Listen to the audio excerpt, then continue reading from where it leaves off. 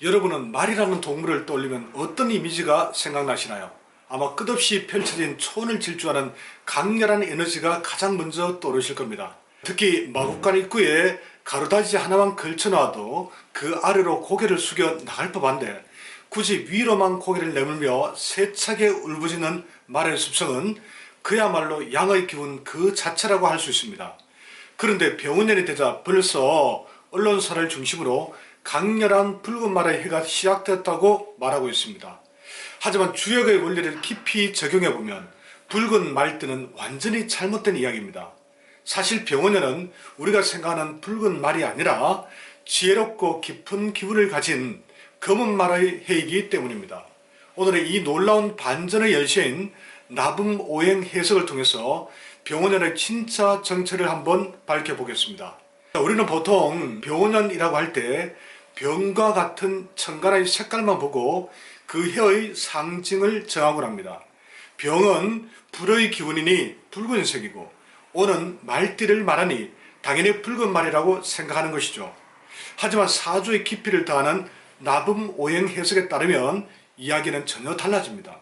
나붐오행이란 천관과 지지가 만나서 이루는 새로운 소리의 오행을 말합니다.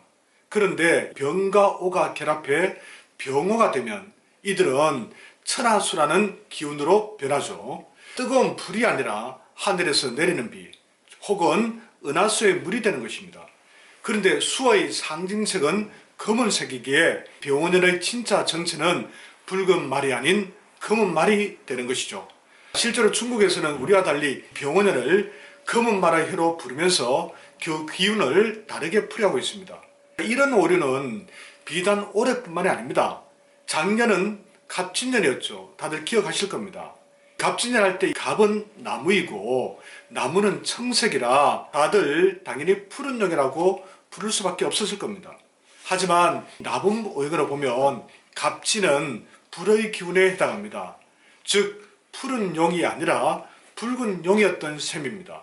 바로 갑과 진이 만나면 바로 붉은색으로 변하기 때문입니다. 언론과 대중이 겉으로 드러난 오행의 색깔에만 집중하다 보니 생긴 안타까운 착각입니다. 과거 우리 조상들은 이 나붐오행을 철저히 적용해서 운세를 살폈습니다. 하지만 어느 순간부터 이 정교한 해석법이 잊히기 시작했던 것이죠. 사주풀이가 정확히 안 되는 이유가 많겠지만 이 나붐오행을 제대로 적용하는 전문가가 많지 않은 것도 그 이유 중에 하나일 겁니다. 제 대학 동기들은 바로 이 병원년생 검은 말띠들입니다. 만약 병원년이 붉은 불과 매우 양적인 양의 결합이었다면 그 기질이 너무 드세어서 감당하기 힘들었을지도 모릅니다. 실제로 그 당시엔 말띠도 양적 기운이 센데 붉은 말띠로 태어나면 여자 팔자가 너무 드세다는 잘못된 속설이 매우 강했습니다. 그래서 제 동기 여학생들은 30% 내외 정도가 부모님들이 호적을 다음 해인 정민년 양띠로 늦게 신고했다고 합니다. 하지만 나붐오행 해석을 통해서 병원년이 검은 말이라는 것을 알게 되면 판단이 완전히 달라집니다. 양적인 말의 성정에 음의 기운인 수가 더해져 그 강렬함이 중화되기 때문입니다. 덕분에 저와 같은 말띠 세대는 걱정하는 만큼 성품이 드세지 않습니다. 오히려 물처럼 유연하면서도 말처럼 추진력 있는 독특한 에너지를 가질 수 있었던 것이죠. 물론 개인마다 체질이나 본인 사주에 따라 예외는 있겠지만요. 사주와 오행을 살피는 이유는 단순히 미래를 점치는 것에만 국한되지 않습니다.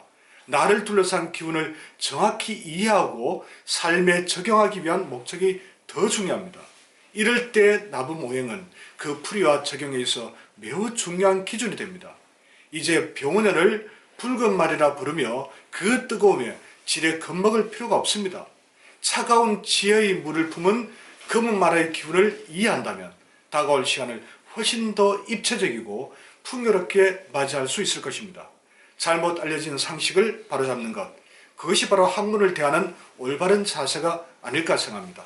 오늘 내용이 도움이 되셨다면 구독과 공감 꼭 부탁드리겠습니다. 감사합니다.